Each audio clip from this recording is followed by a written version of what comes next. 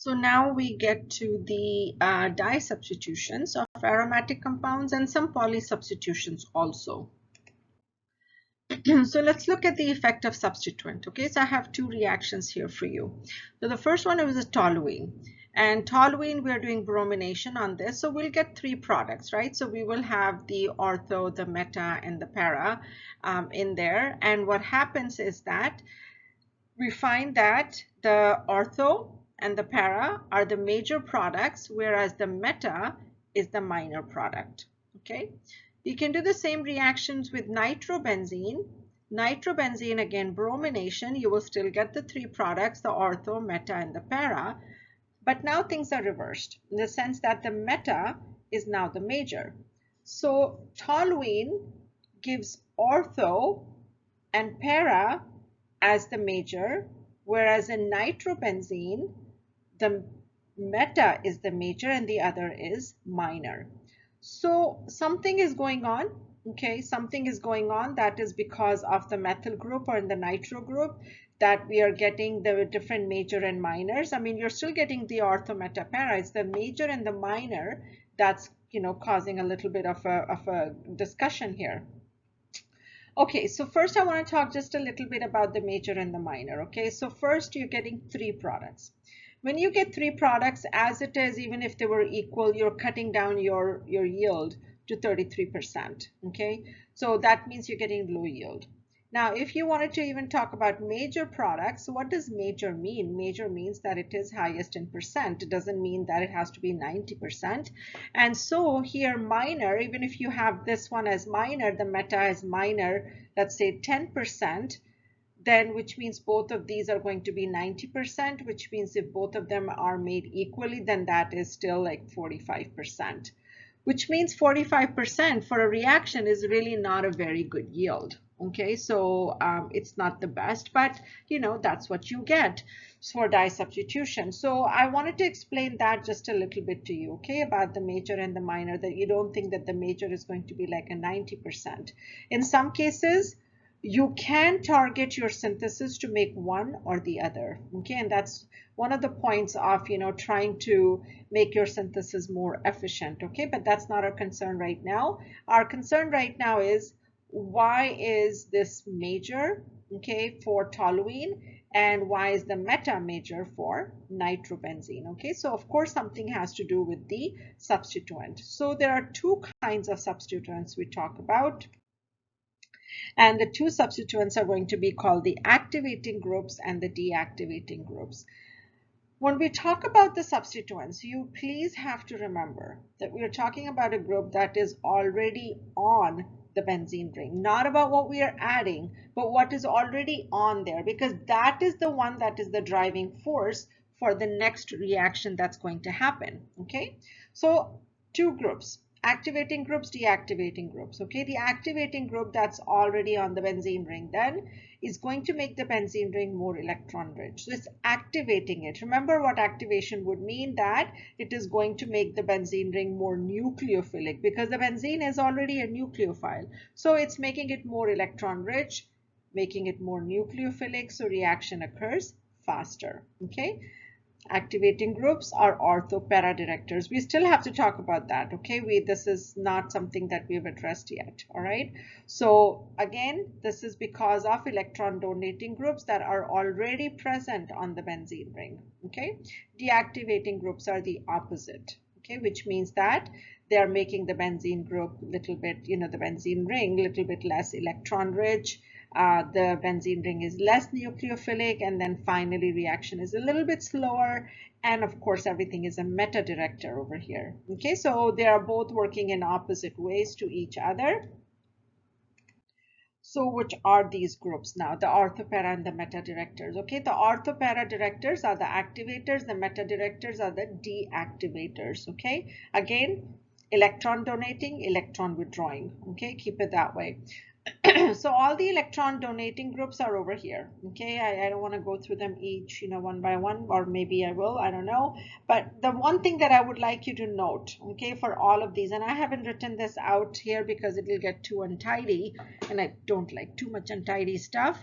But I want you to note something, okay, that all of these groups, they all have lone pair of electrons on the nitrogen or oxygen. Okay, so all of these have electrons that are directly attached to the benzene ring. Okay, so all these also, they all have lone pair of electrons attached to the benzene ring. Now this one don't have it. Okay, the alkyl groups don't have it, and these ones we'll talk about in a second. Okay, but first of all, the strongly activating groups, okay, both of them, okay, strongly and the moderately also. Moderately is pretty high as well, and those all have the electron pairs directly attached to the benzene ring. So remember what the activator is doing, it's making it more electron rich. So how does it make it more electron rich?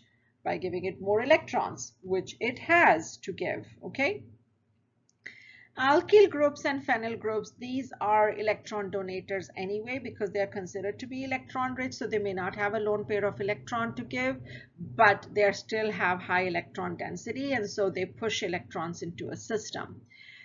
Now, regarding the weakly deactivating groups, okay, this one is a little bit different because especially like fluorine and chlorine, these are electronegative elements. Okay, we know that from the periodic table, so which means they should be pulling electrons towards themselves, and fluorine really quite does. Okay, and we don't do that many reactions with fluorine on the benzene ring.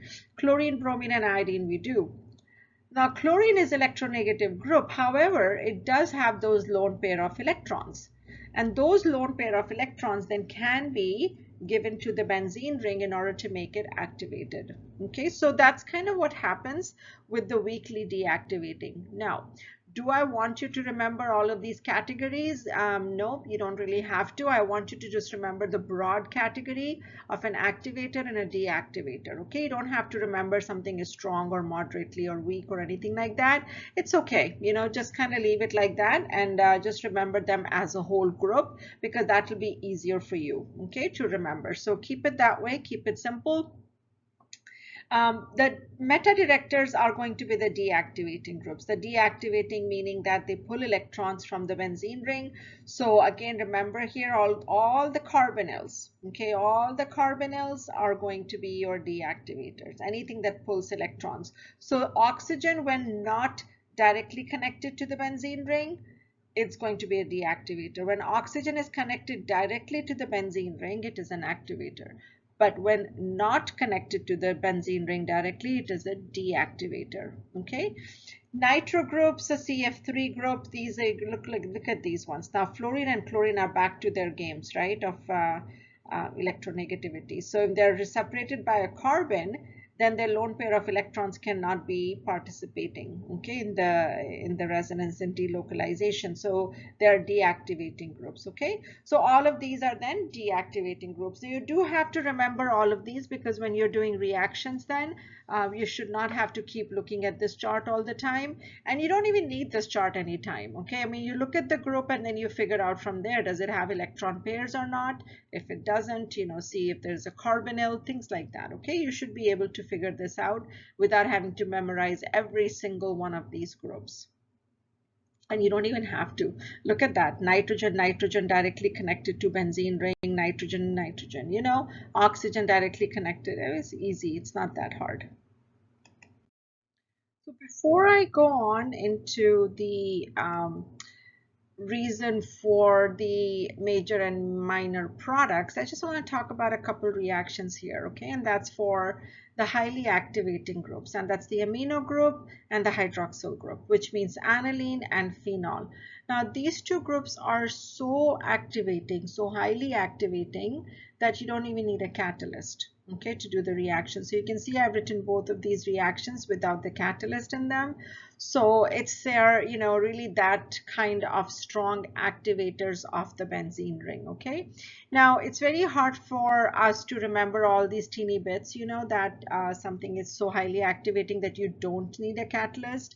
So I will excuse it if you write the catalyst, but practically speaking, this is not possible, right? So if you use a catalyst, you're definitely going to get multiple substitutions. Okay, so this is something that we have to follow through when we do these reactions in the lab. Okay, so you have to be careful with that.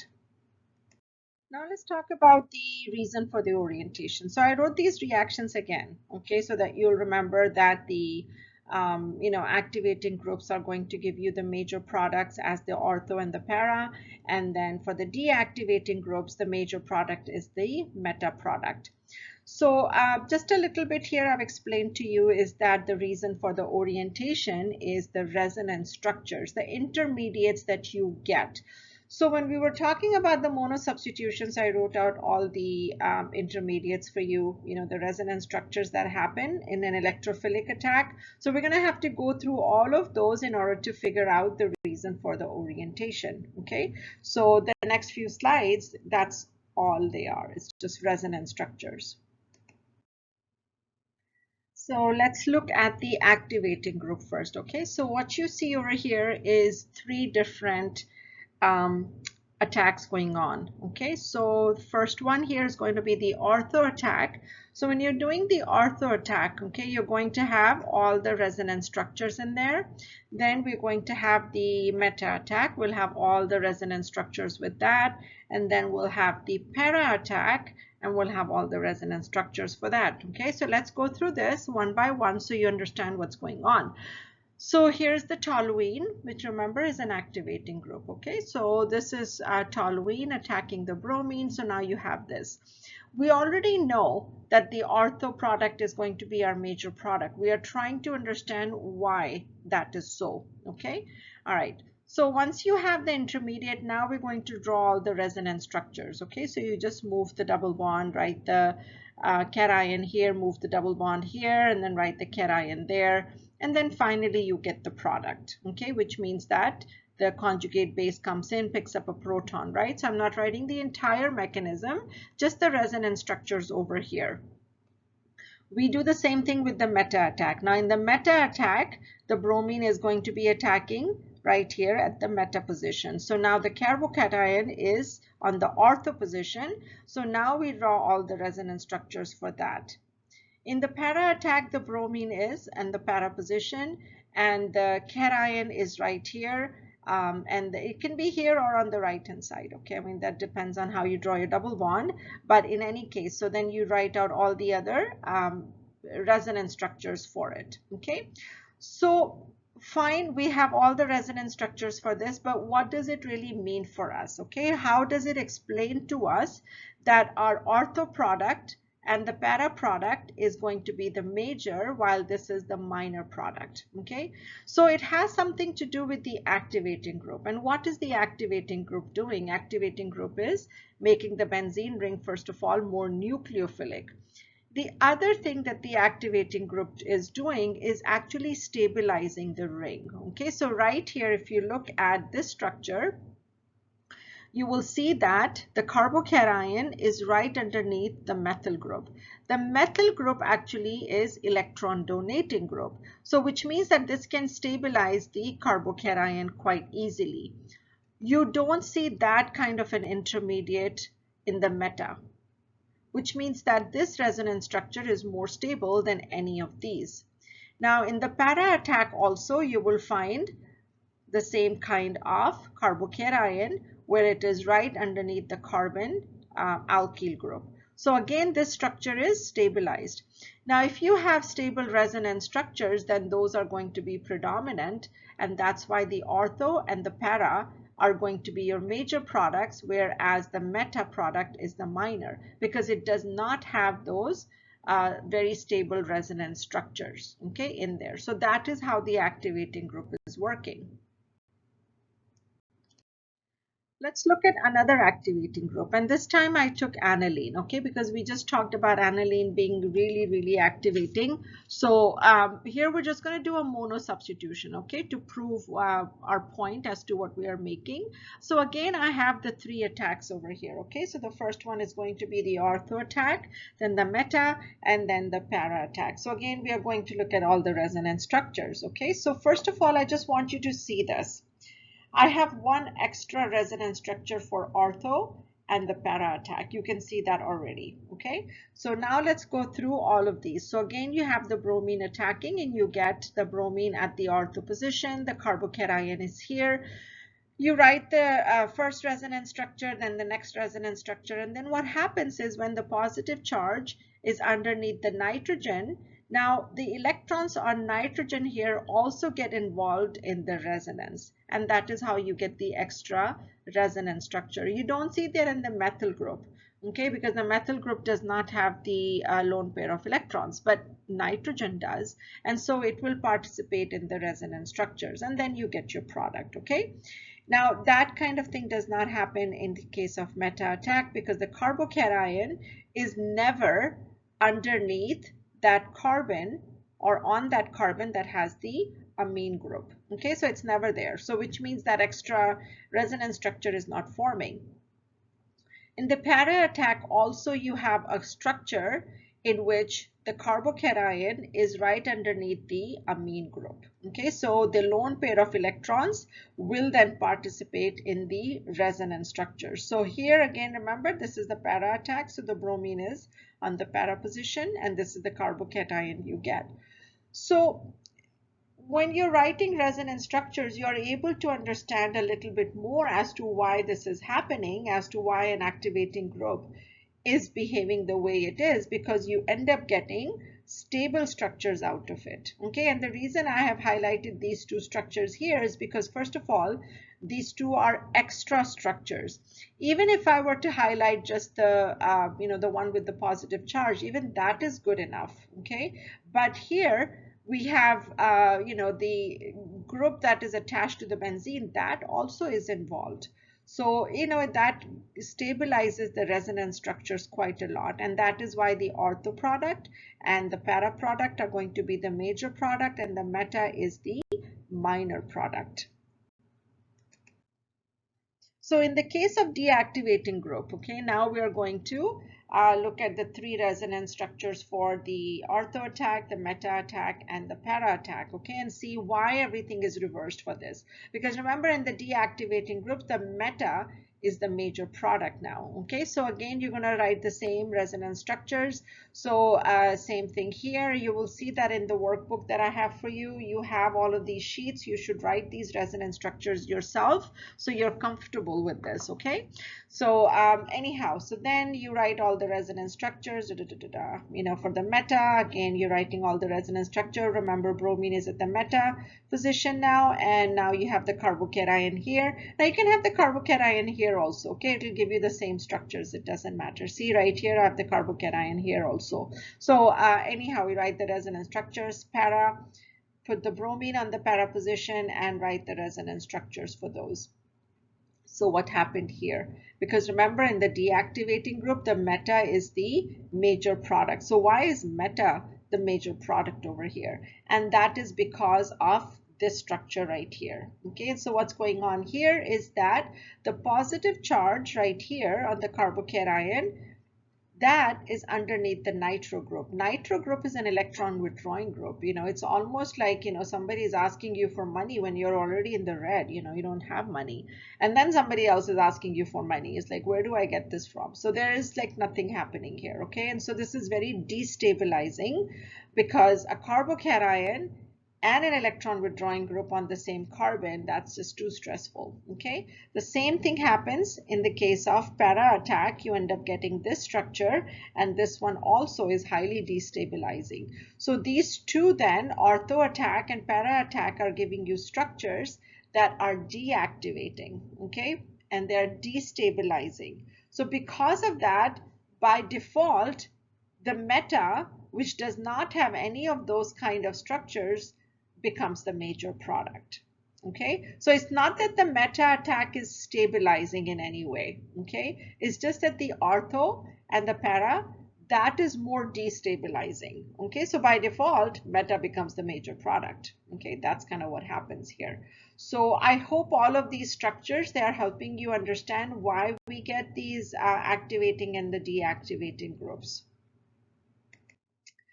So here are some examples, okay, for ortho and para directors. So you'll have to answer these questions, of course. I mean, this is the whole point. Mono substitution is okay because mono substitutions tells you how to do reactions, but mono substitution is no fun. What do you do with that? It's only after you start doing di substitutions then kind of the fun begins as to, oh, okay, where am I going to put the second group? So if you have toluene and you're doing chlorination, where are you going to put the second group? Well, you already know now, right? You're going to put it on the ortho position. Now, you're also going to get the para position, okay? So, but if you draw just the ortho position for me, I know that you know that the para position is also possible. You don't have to draw both, okay? For yourself, if you want to write, you can just say plus para, okay, if you want to, but you don't have to, okay, because it's understood. If you have multiple choice questions, then make sure you select both the ortho and the para, okay, in there. If you have benzaldehyde, so a CHO group, okay, a CHO group is going to be a meta director. So no matter what you do on it, it doesn't matter what you're adding to it, a meta director will give you only a meta substitution. Okay, so this is it. This is the only product you will get. If you have a nitrobenzene and then you're doing Friedel-Crafts on this one, so this is going to be no reaction because nitro group is a deactivating group and Friedel-Crafts reactions don't give you any products on that. Now I gave you this specifically to remind you of that, okay, because we did that in the mono substitutions and we talked about some of the drawbacks of Friedel-Crafts, okay, and the one drawback that you will have to absolutely remember is that if you have a deactivator on the benzene ring or aniline, okay, then you cannot do Friedel-Crafts, okay? So you have to be careful with that. Now here is 2 benzene rings, okay, and the reason I'm giving you this is because I have this group in the middle. This is like an ester group, okay? So the ester group here, you have a carbonyl and then you have an oxygen, right, in there. So this oxygen is different than this oxygen because this oxygen is connected to a carbon, then a benzene. This oxygen is connected directly to the benzene ring. So if you're doing bromination on this compound, then both of these rings are going to react differently because one is deactivated, the other one is activated. The one that is connected directly to the oxygen is activated, so that's where you're going to get substitution. Now, you're going to write the substitution on the para position, not on the ortho, because the para position is more available, has more space. Ortho position is statically hindered, so you don't write your product here, okay? So be careful of that. Now, when you do di substitutions, you're going to have to do some reactions for me, okay? Some synthesis. So for example, if I ask you to make, this compound, a nitrobenzene, nitro group and a carboxylic group on benzene that are ortho to each other, how are you going to do that using benzene? Okay, so there are two pathways that I've shown you, and you may not take the top one. It's possible that you may never take the top one, okay, but I have to show you anyway. So you take the you take the benzene and you add the nitro group, doing the nitration on it. That's easy enough. You've done that before. And then you take nitration and then you do Friedel-Crafts, and hopefully you will remember you cannot do Friedel-Crafts, okay, on a nitro group. So that is completely out, okay? So which means that you first have to go ahead and add your methyl group, okay, on here. By the way, just kind of going back over here, even if you were not doing Friedel-Crafts, let's say if you were doing chlorination, okay, so chlorination also you will not be able to get ortho because nitro group is a meta director, okay? So even if you were doing chlorination, this would not be the location you get the substitution. You would get it over here, okay? So anyway, so in the second synthesis, you do your Friedel-Crafts first. You try and do your Friedel-Crafts first, kind of get it out of the way because Friedel-Crafts has limitations, all right? So now this is an activator. So when you add the nitro group to it, it will go to the ortho position. It will also go to the para, but you just go ahead and write the ortho because that's how I would like you to make the product. And then this reaction KMNO4, which we are going to learn in the next portion, converts the methyl group to a carboxylic group. Okay, so that is a synthetic application of this where you want to make sure that you get your groups in the proper positions. Okay, so you get them in the ortho positions or you get them in the meta positions. So and don't worry about this. Okay, by the time we finish all of this, you will know all of these reactions too. Okay, so but anyhow, that's how you make sure that you have ortho substitutions and not the meta substitutions here. For the tri-substitutions now, so di-substitutions, the whatever group is on the benzene ring is kind of driving force for the next substitution. Tri-substitution is the same way also. Okay, so if you have two substitutions on the benzene ring and you're trying to do a third one, then you need to find out the two groups, within those two groups, which one is an activator, which one is a deactivator.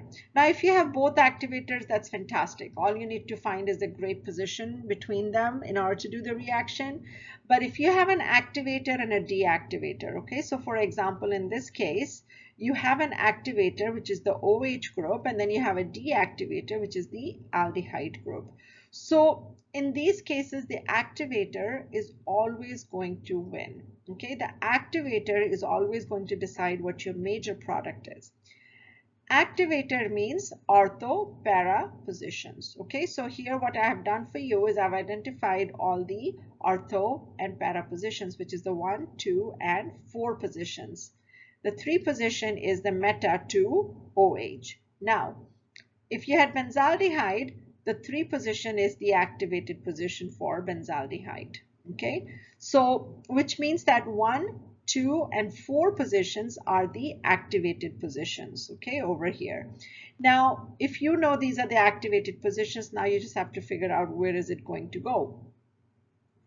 I put my group on position number 2 because this is the least sterically hindered position. Okay, so benzaldehyde, like the aldehyde group, is not that sterically hindering group, so you could put it at 4 also, but you would definitely not put it in the middle here. Okay, because this is between the OH and the aldehyde group, and so you don't really want to put any substitutions on the sterically hindered position. Okay, so either 2 or 4 is going to work. And again, remember activators rule, okay, as far as tri-substitution is concerned.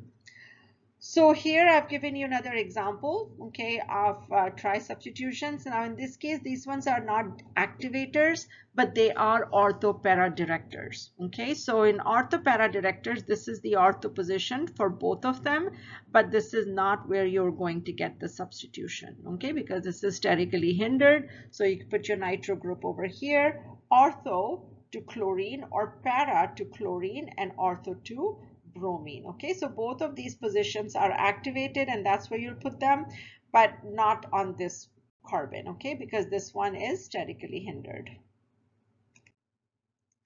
Some more examples, okay, over here. So again, activated groups over here. Again, you're going to go ahead and put them in place of, less sterically hindered position, let's say that. Okay, so the major product you will get here is ortho to the methyl and not ortho to the isopropyl group. Okay, so this example here, the last one I've given you here, just shows you that the best kind of synthesis possible is when both of the groups that you have, whether activating or deactivating, are pointing to the carbon that both of them will activate or push towards. Okay, now carboxylate group is not really activating group. Okay, the toluene group, the methyl group here, sorry, not the toluene, the methyl group here is the activator. That's the green arrows, okay, that you see. But if you had benzoic acid, carboxylate group, that also is pushing towards these two carbons because it's a meta director. So regardless of, what you're adding, is just going to go to any of these two positions, okay? So you can see how you have actually cut down on forming multiple products, okay? Now, sometimes that's not possible, but if it is possible, you try and do your synthesis in such a way that you cut down on multiple products, okay? So this is tri-substitution. So the main thing to remember here is that activators are always going to win, okay? And I think that's it, okay, as far as di-substitutions are concerned.